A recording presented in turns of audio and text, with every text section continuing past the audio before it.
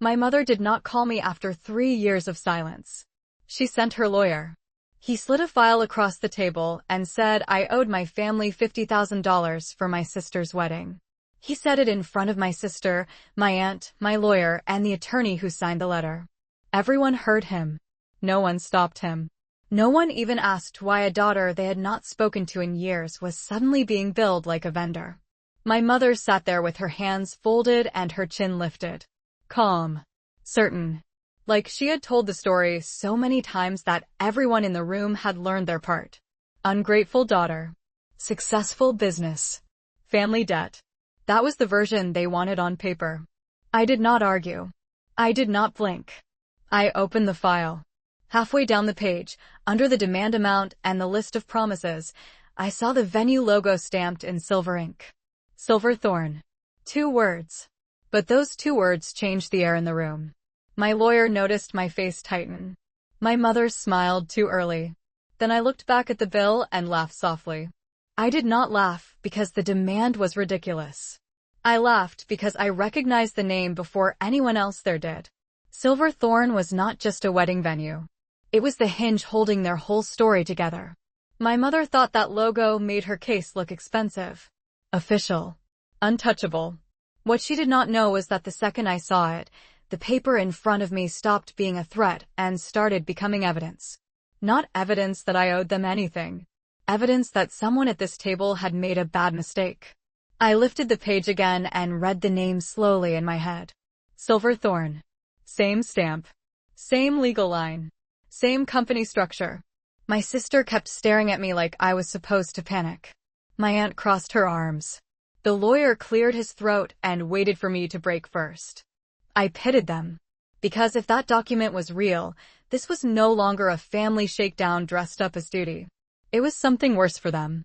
They had just handed a claim to the one person in Arizona who could read that logo correctly. Before I tell you what happened next, tell me where you are watching from. Because the next 10 minutes in that office changed everything. Not just for my mother. Not just for my sister. For every person who ever mistook silence for weakness. Then they read, my name is Elena Cruz. I am 34 years old. I live in Agritopia, Gilbert, Arizona. I work as a pastry chef and I own a commercial bakery that supplies dessert tables, wedding cakes, and private event menus across the East Valley. And right now I am telling you this because my family spent years mistaking my silence for permission. I am the oldest daughter. Which sounds respectable until you hear how my mother used it. In her version, oldest meant useful, reliable, available. It meant I was the one who should contribute, adjust, absorb, and smile while doing it.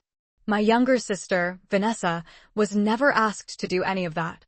Vanessa was the celebration child. The soft lighting child. The one my mother dressed up and displayed like proof that our family had taste. If I brought a balance sheet, Vanessa brought a mood board. If I worked a 14-hour shift, Vanessa posted engagement photos with captions about being blessed. My mother loved that contrast. She fed it, protected it, repeated it until relatives stopped seeing us as 2 grown women and started seeing us as a role assignment. Vanessa was the dream. I was the resource. That was the family system. She never called my bakery impressive. She called it lucky, cute, temporary. But she tracked every expansion, every new client, every holiday rush, and every sign that I could now afford the polished life she wanted Vanessa to wear in public, like it was her idea. I was not loud. I was not rebellious. I was precise. I kept records. I paid my own bills. I built my business one invoice, one contract, one early morning at a time. I understood margins, labor costs, delivery windows, food safety rules, and what it meant to sign my own name on something and stand behind it. My mother hated that more than failure. Failure would have let her rescue me. Success without her made me harder to control.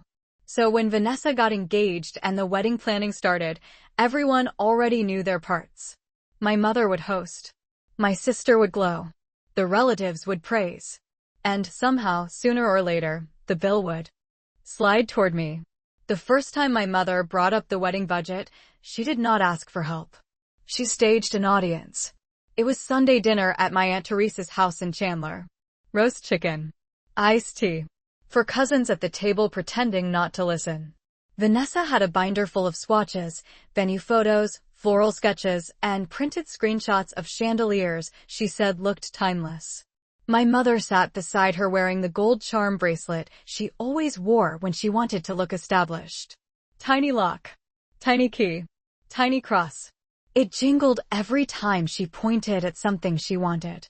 She passed the binder to me like it was an honor. Inside was the kind of wedding people build to impress guests who will forget it by Monday. Imported chairs. Custom dance floor.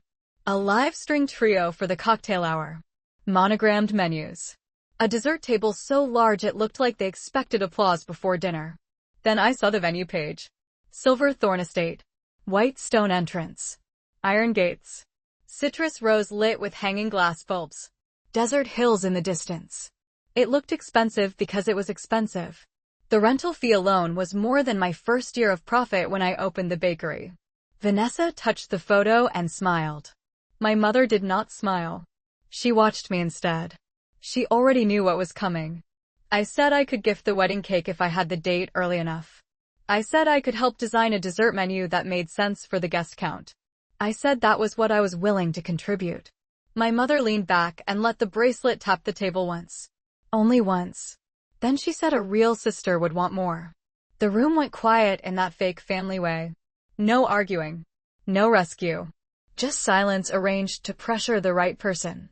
Vanessa lowered her eyes like she hated conflict, which was useful because it made my mother look less cruel. I asked what more meant. My mother said venue support. Vanessa said just part of it. My aunt said family should come together for milestones. I looked at the page again. Silver Thorn. That name stayed with me. Not because I wanted it. Because my mother said it like a verdict. She did not care about the cake. She did not care about my time. She wanted proof that I knew my place. Not guest. Not daughter. Funding source. I told her no one had ever called my work low class until they needed it. My mother smiled at that. Slow. Polite. Dangerous. Then she closed the binder and said we would talk later, which in our family never meant conversation. It meant pressure with better lighting and more witnesses. Later came fast. By Tuesday morning, my mother had turned my refusal into a family sermon. I was selfish. Cold. Ungrateful. Relatives I had not heard from in months suddenly texted me about sacrifice, loyalty, and how success changes people. One cousin asked if it was true I had promised to cover the venue and then backed out after deposits were made. That was when I realized my mother was not just complaining about me. She was building a case. I called her once. Just once. I asked her who told people I had agreed to pay for Silver Thorn. She said I did not need to be dramatic. She said everyone heard what I meant. She said when a daughter offers help, decent people understand the spirit of the offer. That was her trick. She never quoted what was said. She translated it into whatever helped her win. I told her a cake was not a venue. I told her design help was not a blank check. I told her not to use my name. She went quiet for 2 seconds. Then she said, "So you admit your name was part of the conversation." That was it. That was the crack. Not grief. Not disappointment. Documentation. I hung up. I saved every message after that. Every screenshot. Every voicemail. Every relative suddenly repeating the same sentence in slightly different words, like they had all been handed the same script. 3 weeks later, my aunt told me my mother had started calling me unstable. Reckless. Secretive. She said I was hiding money from the family while pretending to be independent. Then came the ugliest version. That I had used family contacts to build my business and now refused to repay the people who made my success possible. None of it was true. All of it was useful. So I cut contact. No dramatic speech. No final dinner. I just locked the door from my side and kept working. 3 years passed that way. Engagement photos online. Venue. Tours. Filtered smiles. Then silence. Real silence. I built my bakery bigger. Added corporate dessert accounts. Expanded into event service. Quiet did not mean small. It meant they had stopped watching. Then one Monday afternoon, a certified envelope arrived at my office. Return address: a law firm in Scottsdale. Inside was a demand for $50,000 tied to a wedding venue obligation I had supposedly promised to cover. Attached was a printed text thread. Mine. Edited. And at the bottom of the demand letter, beneath the claim amount and payment deadline, sat the same silver logo I had seen in Vanessa's binder. Silver Thorn. I did not answer the letter by phone. I answered it by scheduling a meeting. Friday at 10 in the morning, in a conference room at the Scottsdale office named in the demand. My mother was there when I walked in. Vanessa sat beside her in a cream blazer, holding a leather folder against her chest like she was the injured party. Aunt Teresa sat at the far end with her lips pressed tight. The lawyer who signed the letter stood when I entered, all polished shoes and measured confidence. My attorney, Rachel Kim, walked in one step behind me and placed her notebook on the table without a word. The man introduced himself and thanked everyone for coming. Then he slid the demand packet toward me again. He said this matter should stay respectful. He said family conflicts become messy when expectations are not honored. He said his client only wanted resolution. My mother nodded through every sentence like she had rehearsed his breathing. I opened the packet and turned to the edited text thread. Then I looked up. I asked if he intended to rely on that version. He said the record spoke for itself. I said then read it. He smiled like I was being difficult. He said we all understood the spirit of the exchange. I said if it is simple, read it. My mother exhaled hard. Vanessa shifted in her chair. Rachel kept writing. The lawyer tried a different route.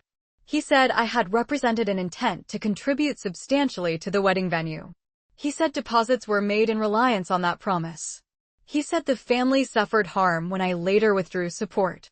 I asked him which sentence in my messages created that obligation. He said the full context mattered. I said good. Read the full context. He did not. Instead, my mother leaned forward and took over. That was familiar territory for her. She said I had always been hard to pin down. She said I liked to speak in technicalities when everyone else was speaking from the heart. She said Vanessa had never asked for anything from me.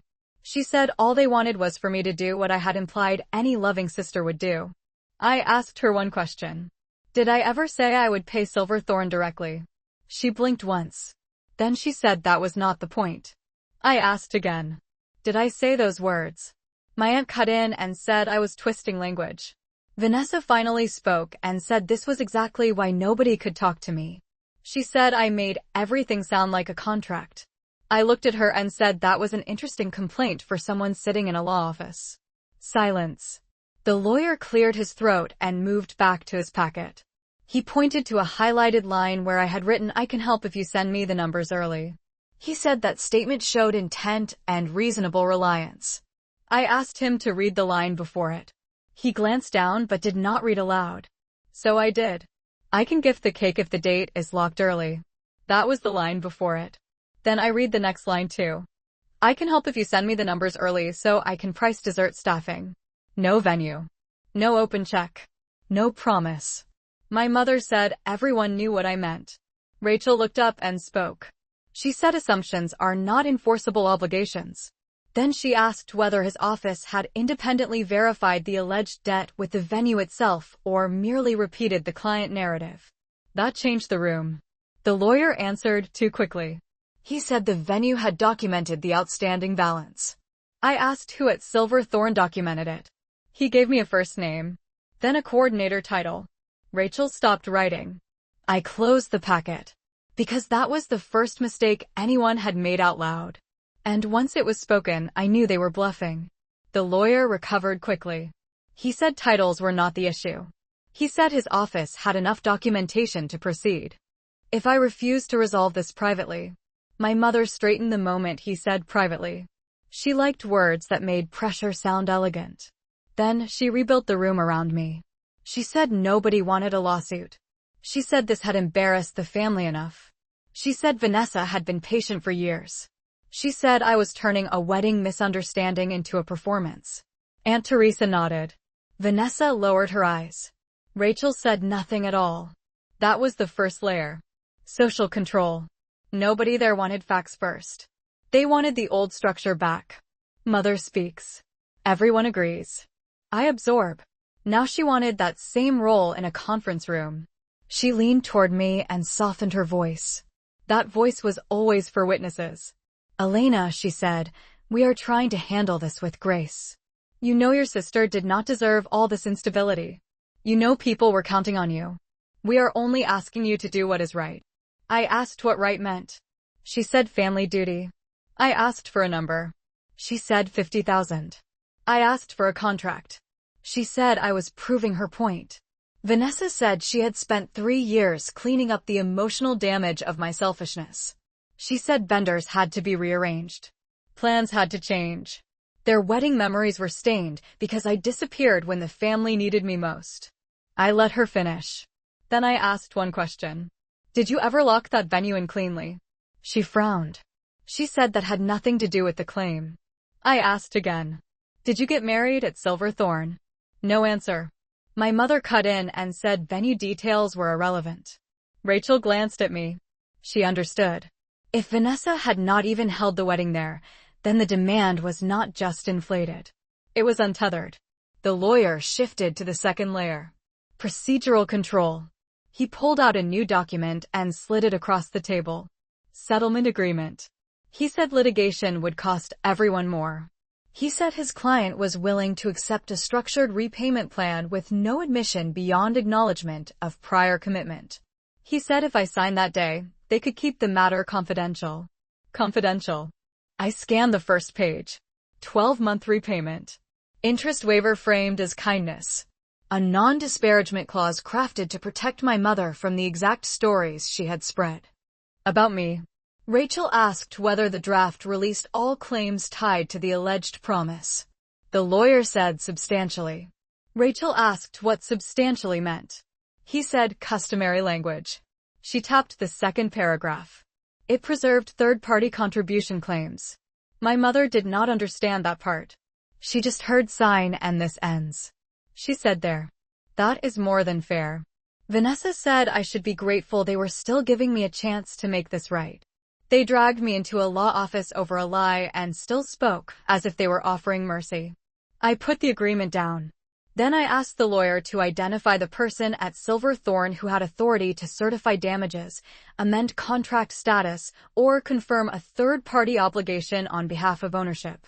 He named the same coordinator again. I asked whether she was a manager, officer, member, or signatory. He said she handled event accounts. I asked again. Was she authorized to bind the company? He did not answer. He said from a practical standpoint she was the contact. That was a dodge.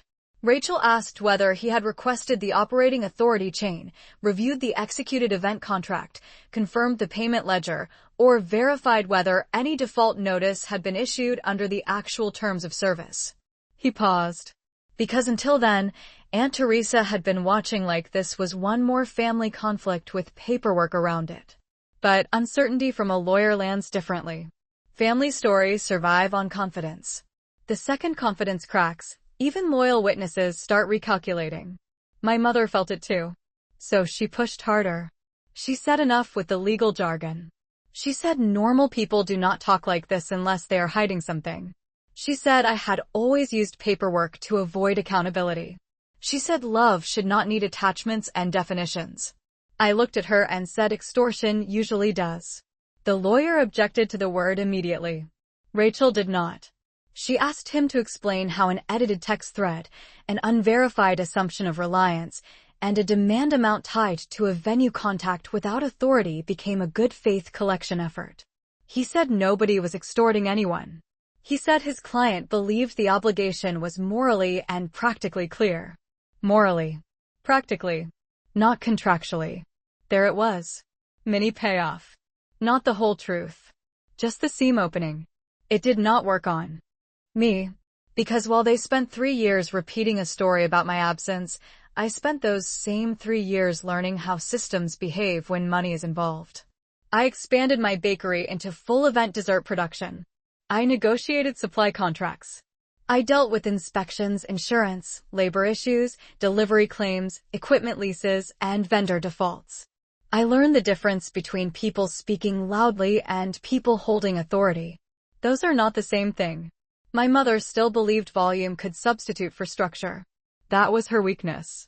She turned to the lawyer and said, "Tell her what happens if she refuses." He said his office could file. He said subpoenas could issue. He said public records might make the dispute inconvenient for my business. He said these matters tend to follow people longer than expected. Rachel asked whether he intended to plead promissory estoppel, unjust enrichment, or something else given the absence of a signed venue guarantee. He said the exact framing would depend on strategy. She asked whether he had damages from the venue itself. He said the family incurred losses in reliance on my role. She asked whether those losses were itemized and separated from unrelated wedding spending. He said that level of detail would come later. Later. After I signed. After I panicked. My mother mistook my silence for fear. She relaxed too early. She folded her hands and said, "Elena, enough. This does not need to become ugly. Your sister was promised a day she never got to have because of you. We all protected your name. And now you are sitting here acting like a stranger over one simple obligation." One simple obligation. I opened my own folder. Inside were copies I had printed that morning. Corporate filings. Transaction records. Authorization pages. A payment ledger. The executed event contract for Silver Thorn. Every page tabbed. Every line marked. I placed one page on the table. The venue contract signature block. I asked the lawyer to read the company line aloud. Silver Thorn Hospitality LLC. Then I asked him to read the ownership notice attached to the renewal addendum. He frowned. He had not seen that before. My mother leaned over and told him not to get distracted by venue paperwork. She said the point was my promise, not who printed the invoice. Vanessa said exactly. This is about family. No, this was finally about structure. Rachel asked whether everyone in the room wanted to continue using the venue claim as the basis of the demand. The lawyer hesitated. My mother did not. Yes, she said. Absolutely. The venue. The deposit. The losses. Read it if you need to. She owes it. She said that herself. Clear. Firm. On record. That was the third layer. Force structure. Because once she tied her whole story to the venue in a room with counsel present, she stopped being a mother telling a dramatic version. She became a party staking a claim against the wrong person. I looked at the lawyer. Then at my mother. Then at Vanessa. And I set the rest of my folder on the table. I opened the folder and turned the first page toward the lawyer. He looked down. Then back at me. Then down again. Rachel stayed quiet. The filing spoke on its own. Articles of organization. Management transfer. Signature authority. Effective dates. A purchase ledger tied to a holding company. The holding company tied to me. The lawyer read the managing member line twice. My mother was already impatient. She asked him what was taking so long. She said none of that changed what I owed. She said venue paperwork was not the issue. I answered her. You are right. It changes what you owe. Vanessa straightened. Aunt Teresa stopped pretending to be neutral. The lawyer went still. I slid the next page forward. It was the event contract for Silver Thorn. The executed agreement. The one Vanessa had signed 3 years earlier. My mother was listed as financial contact until the first deposit failed and the schedule had to be revised. Rachel moved it closer to the lawyer instead. Read paragraph 8, I said. He hesitated. My mother snapped at him to read it. He cleared his throat and read the clause aloud. Silver Thorn reserved the right to suspend or terminate services for material misrepresentation, payment default, harassment of staff, or any attempt to assign financial responsibility to a third party without written acceptance from authorized management. My mother tried to wave it off. She said every contract had boilerplate language. She said it had nothing to do with family. She said I was hiding behind legal phrasing because I knew I had made a promise. I placed the demand letter beside the contract. Then I pointed to the logo. Silver Thorn. Then I pointed to the sender. Her lawyer. Then I pointed to the clause he had just read. You used my name to force a payment that was never authorized. You attached an edited text thread. You tied the threat to a venue you do not control. And you sent it to the person who does. The lawyer looked sick. Not scared. Cornered. He asked whether I was stating that I held current management authority over Thorn Hospitality LLC. Rachel answered for me. She said her client was the managing owner through a registered holding structure and had authority over venue enforcement and contract remedies. Then she asked whether his office wanted to keep pursuing collection against ownership based on a contract violation triggered by his own letter. He removed his glasses. My mother still did not fully understand. She looked at Vanessa and said, "Tell them this is insane. Tell them she is doing this out of spite." Vanessa tried. She said I had always hated her. She said I could have helped like a normal sister. She said I bought the venue in secret to humiliate her. I shook my head. I did not buy a venue to humiliate you. I expanded a business while you were busy narrating me. Then I opened the payment ledger. Late notices. Revised deadlines. Partial deposits. Your wedding was not canceled because I refused to fund it, I said. It was already unstable because the payment schedule was broken. The only reason this contract stayed alive that long was because management gave repeated extensions. My mother stared at me. Because she never cared how systems work. She only cared about getting her version accepted before facts arrived. The lawyer asked for a short recess. Rachel said no. I slid one final page across the table. Notice of contract termination. Effective upon confirmation of material misrepresentation and coercive contact directed at ownership or staff. My mother finally understood enough to panic. She said you would not dare. She said Vanessa had already lost enough. She said family does not destroy family over a misunderstanding. I looked at her for a long second. You did not come here for understanding, I said. You came here for extraction. Then I gave her the only sentence she could not twist. That is not your version. That is what your lawyer just read. The lawyer folded the demand letter and placed it back in his file. He said his office would withdraw the claim pending review. Rachel told him to put that in writing by close of business. He nodded. Vanessa started crying into both hands. Aunt Teresa would not look at me. My mother sat rigid. Then I informed them that Thorn was terminating all remaining services tied to Vanessa's event based on material misrepresentation, attempted coercion, and repeated payment failure under the contract terms they had insisted on using. My mother whispered my name like a warning. I picked up my folder. You did not lose control today, I said. You gave it up the moment you made him read it. I left the conference room with Rachel beside me and my folder under my arm. No one followed. No one called my name again. The hallway outside felt cleaner. Like the air had finally been forced to choose a side. By 3, Rachel had their withdrawal. By 5, Thorn sent termination notices through the proper channels. Not dramatic. Not personal. Just precise. Services ended. Access revoked. Timeline closed. Deposit disputes redirected to the contract they had triggered against themselves. That was the part people never understand about consequences. They expect thunder. They expect a speech. They expect revenge to look loud so they can call it cruelty. Most of the time, real consequences look administrative. An email. A notice. A deadline. A clause read in the room by the wrong person. Vanessa's wedding did not happen at Thorn. The replacement venue they found on notice was smaller, cheaper, and nowhere near the picture my mother had been selling for months. Vendors wanted new payments. Floral orders had to be reduced. Seating had to be cut. Guests started asking questions my mother could not answer without exposing herself. The story she told kept changing. First I was unstable. Then I was jealous. Then I was vindictive.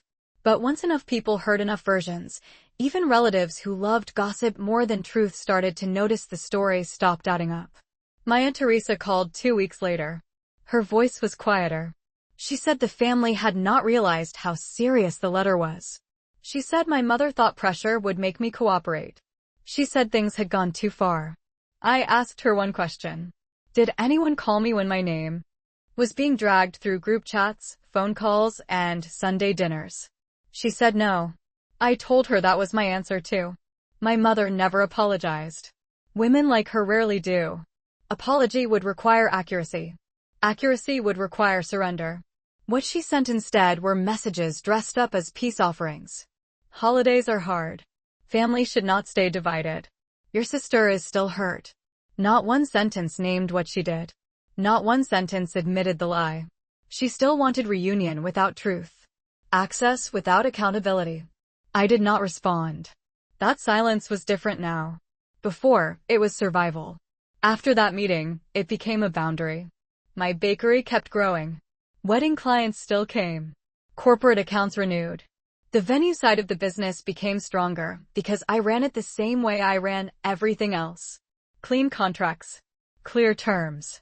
No assumptions. No family discounts disguised as entitlement. People who respected the rules stayed.